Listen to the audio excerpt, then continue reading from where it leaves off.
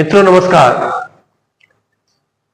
पिछले 10-12 दिन से एक प्रकरण पूरे देश में व्याप्त है, जो कि इस देश के युवा वर्ग के साथ, जो कि भावी डॉक्टर बनने जा रहे हैं इस देश के लिए, उनके करियर के साथ और देश की स्वास्थ्य व्यवस्था के साथ भी खिलवाड़ किया जा रहा है। आपने देखा होगा कि पिछले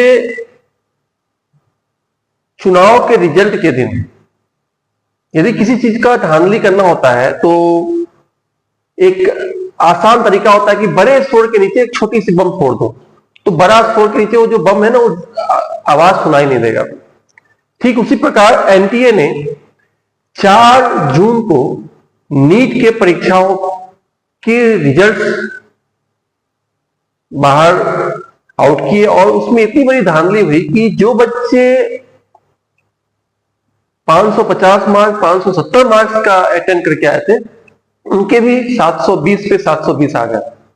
और इन नीट के इतिहास में पहली बार ऐसा हुआ कि लगभग 67 बच्चे, यानी 67 बच्चों का 720 से 720 आया, जो कि देखा जाए तो असंभव है। 719 मार्क आए, 718 मार्क आए, जो कि संभव ही नहीं है। यदि किसी को आना होगा तो 720 आएगा या 715 आएगा। यदि आपकी एक भी प्रश्न गलत होते हैं तो 4 मार्क तो ऐसे ही माइनस हो गया, प्लस उसमें से -1 हुआ, यानी आपका हो गया 715। लेकिन कुछ बच्चों का 719 आया, 18 आया।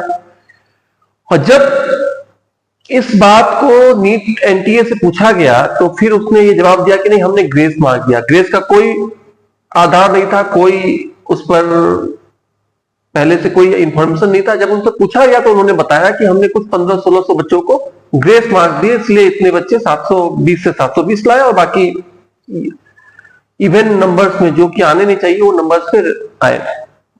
मित्रों, बाद में पता चला कि देश के कुछ सेंटर्स भी कंप्रोमाइज थे, यानी कुछ सेंटर्स भी सेट थे।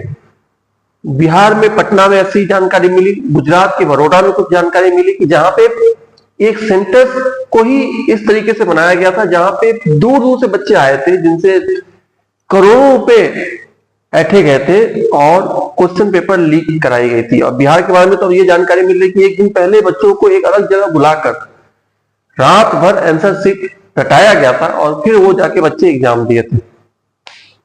ये सिर्फ उन बच्चों के साथ खिलवाड़ नहीं है, बल्कि पूरे देश के 140 करोड़ लोगों के साथ खिलवाड़ है, क्योंकि ऐसे स्वास्थ्य क्षेत्र में ऐसे बच्चे जाएंगे जिनके पास कोई जानकारी नहीं होगी और जो चीटिंग करके और गलत गलत माध्यम से सीख कर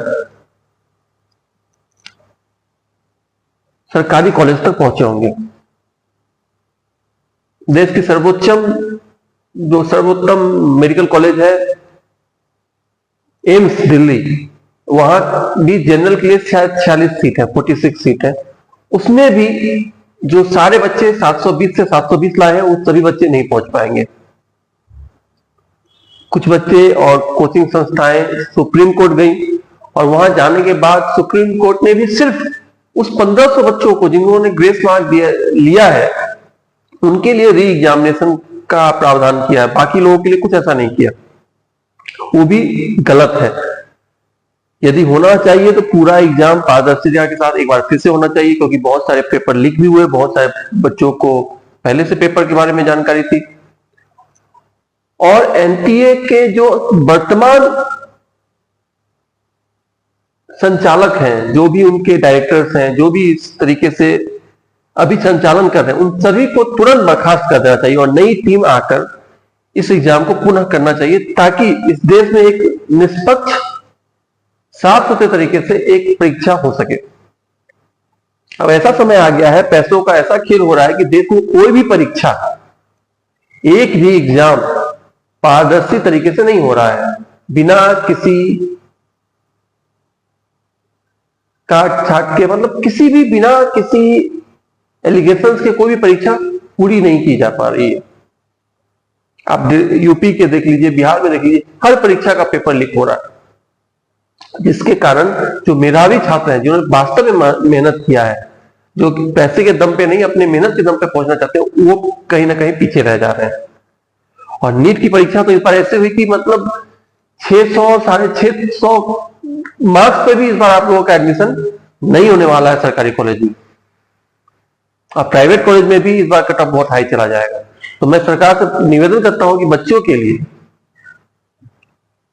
पुनः एक बार सोचिए, विचारिए और एक बार और निष्पक्ष तरीके से, पारदर्शी तरीके से एक बार पुनः नीट की परीक्षा कीजिए।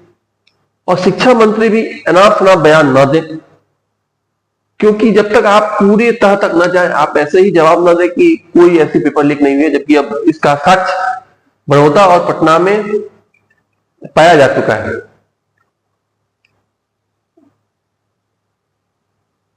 उम्मीद करते हैं हमारे देश को अच्छे डॉक्टर और सच्चे डॉक्टर मिलेंगे।